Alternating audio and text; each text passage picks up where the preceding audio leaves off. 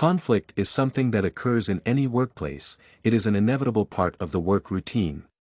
Sometimes it can be actually helpful, as conflicts highlight a particular problem, and then it is possible to create a discussion around it and then find the solutions to the issue. Such type of conflicts is called functional because it provides a positive result. But in other cases, conflicts, if not solved immediately, can be destructive as they create a hostile atmosphere in the workplace. This type of conflict is called dysfunctional as it worsens the performance of the staff. There are several reasons that may produce a conflict, one of them being the structure of work. The reasons for such conflicts are based around the way the organization is structured and work is organized. It means that the actual arrangement of an organization is to blame, as well as the company's rules, standards, and values. For instance, companies with a low level of cultural and ethical work awareness are less likely to involve in negotiation and conversation with their staff. The employers in such organizations would rather act one-sidedly and forcefully. However, the employers who understand different work approaches, values and objectives of their employees are more likely to take part in communication and search for mutual agreement and conflict resolution.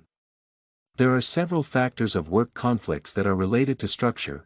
They include specialization, resources, differences in objectives, relationship within a workgroup, relationships between staff and authorities.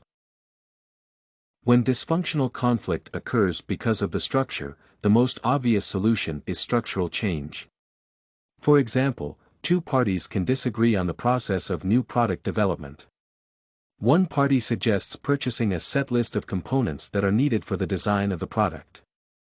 However, the other party rejects the suggestion and postpones the whole project because the price of components disturbs the budget. The delays in the project create conflict between the manager and the staff cannot come up with the compromise, thus, the whole atmosphere of the workplace and the performance is damaged. However, the manager can produce a solution for this dysfunctional conflict. For instance, the management can impose a new task for both parties to evaluate the cost of components while making sure that the risk of quality issues is reduced. In this instance, if the conflict occurs between two departments, a solution is to modify the structure, so those departments connect their goals. If the conflict occurs between members of the working staff, the most obvious solution is to change the arrangement of the team, separating the conflicted individuals from each other. In cases where conflict is caused by differences in working styles, norms, and standards between members of the working team, finding a substitute for some of these workers may resolve the problem. If that cannot be done due to the unavailability of such substitutes, a physical layout solution should be taken into consideration, as dysfunctional conflicts poorly influence the work process. On the contrary, functional conflicts improve work performance in the long run. For example, when the two parties have different ideas on how to manage common resources. The management can resolve this conflict by listening to both sides and finding a compromise, which equally includes some of the ideas of two parties. In this way, work routine can be modified in a positive way, satisfying every side of the conflict and providing fruitful results.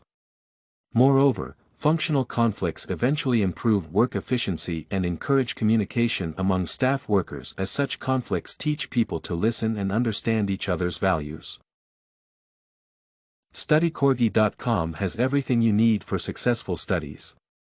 Writing tools, informative articles, and essay samples. Come check it out.